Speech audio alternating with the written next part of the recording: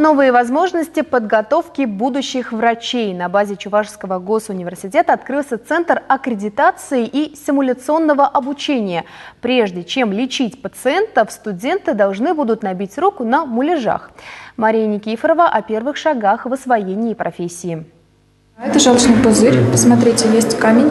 Манекены, на которых тренируются студенты, не просто куклы. Это симуляторы, максимально точно повторяющие физиологические особенности человека. Им делают уколы, ставят капельницы, проводят операции, лечат зубы. Такое обучение позволяет будущим медикам отточить свои навыки. Здесь все приближено к реальной работе. Мы будем вначале тренироваться на манекенах, чтобы уже затем к пациентам подходить, не боясь их, а вот уже с уверенностью, что мы знаем, как это на практике делается. Отдельная гордость этого центра – стоматологический класс. Здесь 5 станций и столько же специалистов. Терапевт, хирург, ортодонт, детский стоматолог и ортопед. Перед каждым пациент с определенной проблемой полости рта. Задача студентов – в короткий срок поставить точный диагноз и устранить дефект. Студенты уже с первого курса могут сюда, во всяком случае, заглядывать, смотреть и видеть, что же это такое медицина.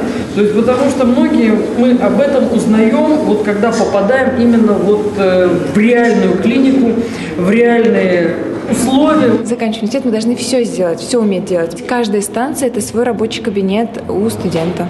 Однако, если студенты профессиональные навыки здесь будут нарабатывать, то уже опытные врачи их совершенствовать. Этот центр, он получается у нас двойного назначения для аккредитации наших специалистов, но и, конечно, для обучения будущих врачей-специалистов. Городская стоматология, имея свой собственный учебный центр, уже получается трехуровневая подготовка специалистов. Первый уровень здесь симуляционный центр, второй уровень наш учебный центр, третий уровень наши базы. Один из этапов госэкзамена выпускников пройдет в этом центре. Здесь студенты продемонстрируют то, чему они научились за 5 лет. После успешной сдачи экзаменов и аккредитации, кроме диплома, будущий врач получит начальную лицензию. Без этого документа к настоящим больным его не допустят. Мария Никифорова, Виктор Степанов, Вести, Чебоксары.